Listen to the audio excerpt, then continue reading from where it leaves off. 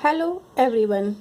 Today I am going to start our new chapter and our topic is इसे fashion कहेंगे या risk. इस पाठ में हम पढ़ेंगे आजकल हमारे देश में अनेक ऐसी गतिविधियां प्रचलित है जिन्हें लोग फैशन के नाम पर करते देखे जाते हैं।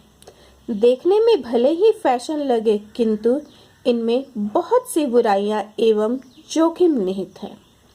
ऐसा फैशन को कभी भी उचित नहीं कहा जा सकता। इस रूपक के माध्यम से हमें यही संदेश मिलता है। आइए अब पाठ शुरू करते हैं। Now open your book, chapter 4, इसे फैशन कहेंगे या रिस्क। जैसा कि हम सबको पता है, हमारे देश का नाम भारत है और हम उस महान देश की बात कर रहे हैं जिसमें किसी भी क्षेत्र में उन्नति हुई हो या नहीं, पर फैशन के क्षेत्र में बहुत उन्नति हुई है और देश में फैशन शताब्दी ट्रेन की तरह हो गई है जो कि सबसे तेज दौड़ती है। इसलिए किसी को और कोई ट्रेन किसी की पसंद ही नहीं आता। किसी को और कोई भी ट्रेंड पसंद आता ही नहीं है।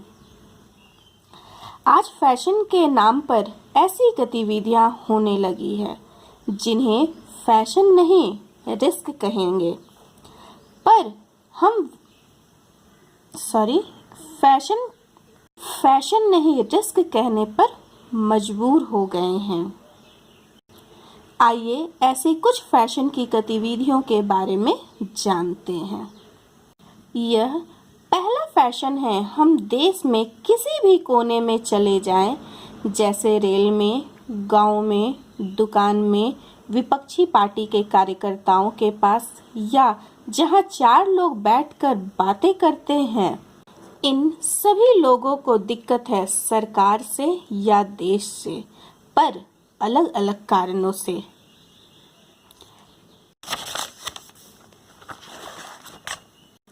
किसी को परेशानी तनख्वाह से है, तो किसी को फसल के दाम उचित नहीं है, तो किसी को भ्रष्टाचार से। हम कम शब्दों में यह कह सकते हैं कि सुबह से लेकर शाम तक सरकार और देश की बुराई सुने बिना अपने मंजिल तक नहीं पहुंच सकते। आज हमें यह देखने को मिलता है कि कहीं भी अगर 2 या अधिक लोग बैठे हैं तो वहां सरकार या देश के बारे में ही बातें होती है। ऐसा लगता है मानो हर व्यक्ति अपने दिल में देश पर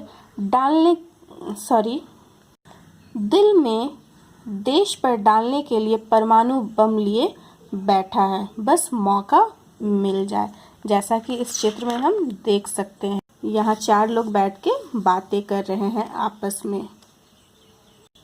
समस्या है तो समाधान भी जरूरी है, परंतु हमें यह अवसर देखने को मिल जाता है कि देश और सरकार की बुराई करना एक फैशन बन गया है, चाहे वो दफ्तर में हो या फिर गाड़ियों में।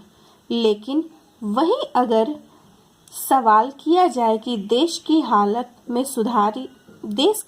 सुधारी जाए तो सब के सब शांत हो जाते हैं, सभी अपने मुंह बंद कर लेते हैं और उसकी ओर कोई ध्यान ही नहीं देता। इन सभी बातों को ध्यान में रखते हुए लेखक कहते हैं कि इस फैशन ने आजकल मेरे नाक में दम कर रखा है। कहीं भी जाऊं बस देश और सरकार की विरोधी बातें होते रहती है और लोगों का पहला वाक्य ही यह बन गया है, इस देश का कुछ नहीं होगा। वहीं लेखक देशवासियों को बुरी आदत से बचने के लिए कहते हैं और कहते हैं फैशन में सम्मिलित होने से तो अच्छा है देश के लिए कुछ अच्छा करना। लेखक के अनुसार इसे हम दूसरा फैशन कह सकते हैं, लोगों का अत्यधिक मोबाइल का प्रयोग। रास्ते में, यात्रा में या कुछ ना मिले तो उसमें गाना ही सुनना शुरू कर देते हैं, जैसे कि इस चित्र में हम देख सकते हैं,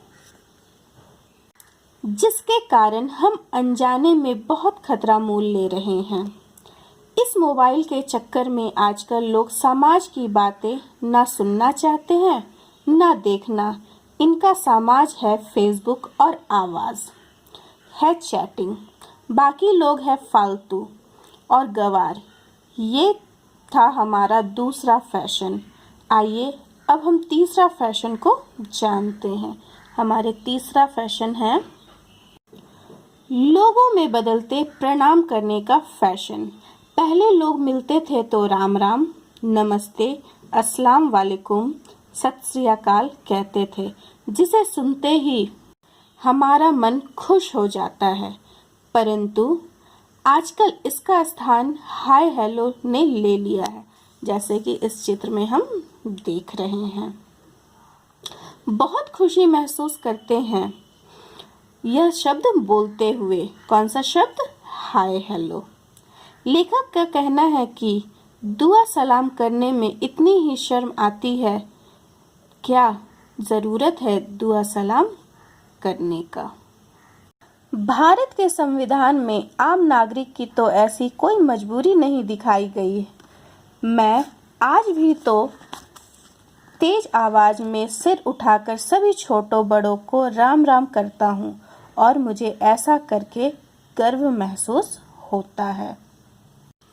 अतः इस पाठ में लेखक ने हमें 3 चीज़ों पर ज़्यादा जोर दिया है।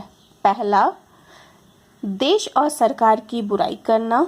दूसरा, मोबाइल फ़ोन का उपयोग करना जो बहुत ही रिस्की है।